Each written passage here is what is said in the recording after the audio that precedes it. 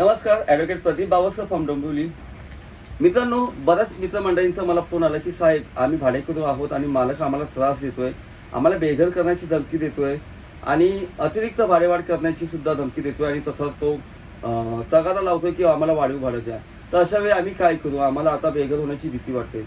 तर मित्रांनो, घाबरून जाऊ नका. जर तुम्ही वक्तशीर भाडे भरणारे भाडेकरू असाल, शांतताप्रिय जगणारे भाडेकरू असाल, तर तुम्हाला याच उपद्रवास घाबरण्याची काही गरज नाही किंवा मालकाला घाबरण्याची गरज नाही आहे. तुम्ही पोलीस स्टेशनला तक्रार करा. त्यानंतर त्या मालकाला वकिलांमार्फत एखादी नोटीस पाठवा की बाबा, आम्ही रेग्युलर भाडं भरणारे भाडेकरू आहोत, तर तुम्हाला असा कोणताही कायदेशीर अधिकार नाही आहे की आम्हाला बेघर करण्याचा असा कोणताही तुमच्याकडे अधिकार नाही आहे.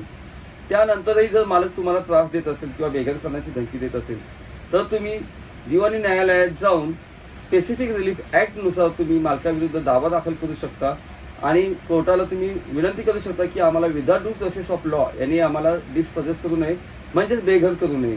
अशा प्रकारे तुम्ही विनंती करू शकता मेहरबान न्यायालयाला. त्यानुसार तुम्ही केस चालेपर्यंत मालकाने तुम्हाला मध्येच घराबाहेर काढू नये किंवा तुम्हाला त्रास देऊ नये, मानसिक शारीरिक त्रास देऊ नये, यासाठी तुम्ही एक्झिबिट 5 ज्याला आपण मनाई हुकूम म्हणतो, इंजंक्शन ऑर्डर म्हणतो, ती ऑर्डर सुद्धा तुम्ही मेहरबान न्यायालयाकडून घेऊ शकता. त्याला आपण स्टे म्हणतो की बाबा, या मालकाने तुम्हाला घराबाहेर काढू नये, असा स्टे तुम्हाला मिळतो. त्याचप्रमाणे जे भाडं घ्यायला तुम्हाला मालक नकार देत असेल, तर तेच भाडं तुम्ही न्यायालयामध्ये सुद्धा भरू शकता आणि त्याची पावती तुम्हाला न्यायालयातर्फे दिली जाते. या संदर्भात अधिक काही माहिती हवी असल्यास आपण माझा खाली नंबर दिलेला आहे 9870268872 या क्रमांकावर तुम्ही संपर्क साधू शकता. धन्यवाद.